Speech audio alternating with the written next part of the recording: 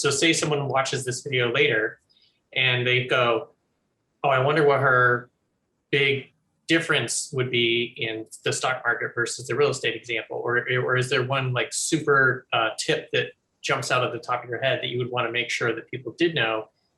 Like, for instance, if they imagined, oh, I wish I heard the stock market version of this, you know, anything jump out at you? Yeah, we can do that. Here, let me share it again. I will back up a bit.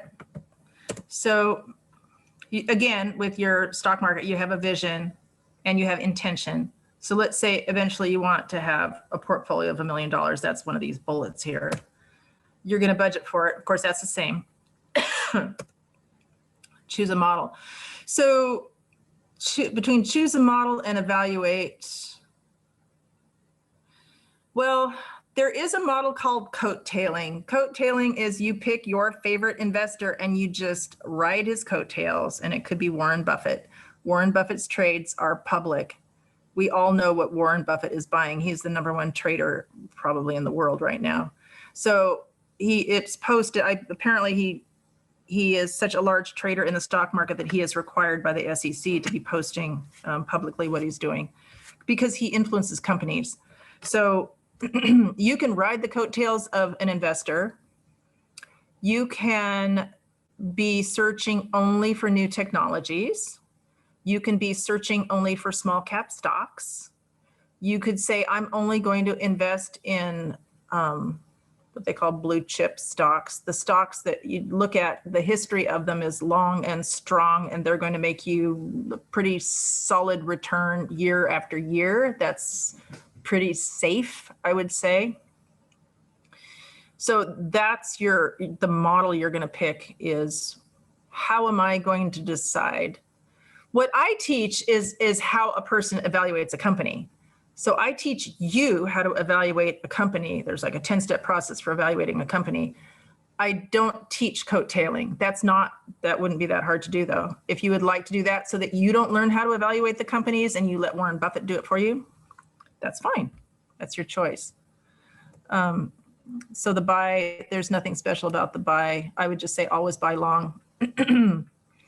And yeah, I would say mostly for stock market investing, decide on what sort of, what part of the market you're most interested in. Are you just interested in new companies that are going to do well? Are you interested in green tech? Are you interested in new scientific technology? Are you interested in the pharma? Are you interested in cars? So I learned from a stock market investing education firm, and they had suggested years ago that one of the up and coming companies that had not created a product yet was a car company that we should invest in. It looked like it was going to be a good company. It did not make a profit. It had not made a car yet, but it looked like it was going to be something that Americans would buy. And I bought in at it at $32 a share. So that's pretty cheap. I mean, even back then for a car company, that was pretty cheap. And I don't remember how many hundreds of shares I bought, but that was Tesla. And I held Tesla until it was at 255, and then it languished for like 6 months or a year. I thought, you know what? I mean, I look at the curves. So when you're in the stock market, you look at what they call positive surprises and negative surprises. When you get multiple positive surprises, more people, that's a quarterly report that says, how are we doing according to what we had predicted, and also what the analysts had predicted. So we made more money per share in the last quarter than what everybody had predicted. That's a positive surprise. If we made less money per share than what had been predicted, that's a negative surprise.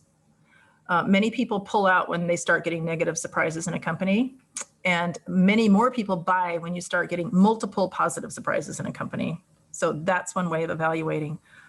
But no matter what, when I teach people how to evaluate a company, you have evaluated whether they have a defensible moat, whether they have a good strategy, whether they have a good management team, whether they have a good product, whether they have name recognition. There are a number of things you're going to have already evaluated. And what could happen? Well, what if they lose their top management people? What if the strategy is suddenly undermined by something else? Well, that means that they didn't really have that defensible moat. So you have these top 10 things you're looking for in a company. And as long as those are solid, and you have to remember that the stock market can be volatile and emotional and not necessarily reflective of that company, the stocks can go down, right? We all know that from when the stocks went down in 2001, wasn't it 2001? When stocks took a real dumper, when the tech bubble burst, wasn't that 2001? Seems to me my son was a baby. And another thing to watch out for is don't overinvest in one company. I don't care who you are. I've learned this really painfully, you guys. My first investments were all in the company I worked in, and it was Hewlett Packard, a really good company, really solid. And when the tech bubble burst, on paper, I lost $500,000 on paper. I always tell people on paper because I rode out the stock market. I did not sell everything. And it wasn't necessarily a reflection on Hewlett Packard or any of the tech companies in particular, but it reflected what was going on in a much larger scheme. So just like when, oh my gosh, how many years ago, 2008, real estate in some parts of California was going upside down. People were going upside down on their loans. Do you know what that means? It means you are paying more. You have a remaining balance on your mortgage of more than what your house is worth right now today. And many people looked at that and said, I can't deal with this. And they left their homes. They walked away from their homes. Their homes were going upside down in value. They walked away from their homes. And this was, as far as I know, it was in the San Joaquin Valley. It was in Stockton, Modesto, Lodi, that area. It took years for it to pick back up and to regain the value it had made. But over time, all of those homes did fine. That's how I got my dog. I know that's a strange story, but people were walking away from their homes and they were leaving their cats and dogs. And a rescue agency called me and said, we have a dog for you. And I drove all the way to Fremont and picked up the boy dog that I have right outside right now. He's a wonderful dog. And someone just left him with the house. Anyway, so the stock market can go up and down. The real estate market can go up and down. The stock market to me sometimes feels like a heart attack. I do not look at the stock market every day. I invest in very solid companies. I look at my investments once a month. I write it down in a Laby book. Let's see if I have that. I have it, just a second. That's my, can you see this, my Laby book? This is just a regular, you buy it at the store, lab notebook that you would take for a science class. I write down the assets and I write down what I owe, and then I net out my value, my total net worth, and then I compare it month over month to the previous month, and that's how I track what's going on with my investments. That's not it's not brain surgery. It's really easy, and I teach people how to do it as easy as you want to do it. This can all be as easy as you want. So the stock market, I would say, make sure that you believe in what you're investing in. If you have a value system around stocks, then you're not going to invest in companies that you don't believe in. If you say, it's all capitalism, I'm good with all of this, then you could invest in any company out there and feel comfortable with it.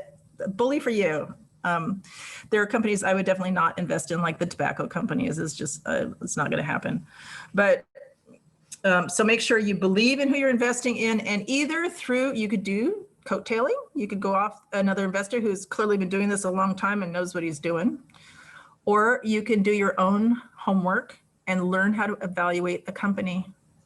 I got to tell you a story, Shane. When I left high tech, I left to homeschool my kids. I did that for 3 years. It was a great time in my life. I kept like one step ahead of them every day. They were little. They were like, I did kindergarten, first and second for the little guy, and first, second, and third grade for the older guy. And we tried a lot of different stuff. I put them through horsemanship lessons and karate and this cool social studies class where they built cities out of Legos, and art classes, science classes. And then I taught them about the stock market. So I had them pretend that they were buying, but I bought it for them. They knew I was buying it for them. I bought them a chunk of, I think, 10 shares of a company that they believed in. They had to tell me why they believed in it.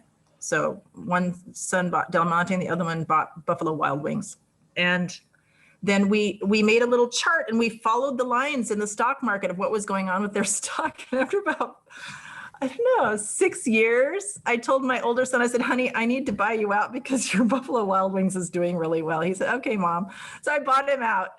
So strangely enough, everything I taught those kids for those 3 years, the one thing that they really latched onto is they're both great stock pickers.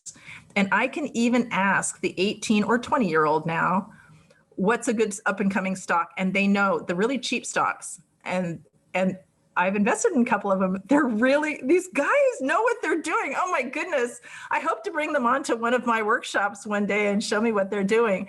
But obviously, my younger one spends a lot of time doing research, so he's probably researching these companies deeply. But anyway, the fact is you can teach your kids about the stock market, and they understand the principles, and they understand about compounding, and they can support themselves by understanding how to invest and watch their money grow, which is what you can do too. So that's what I teach.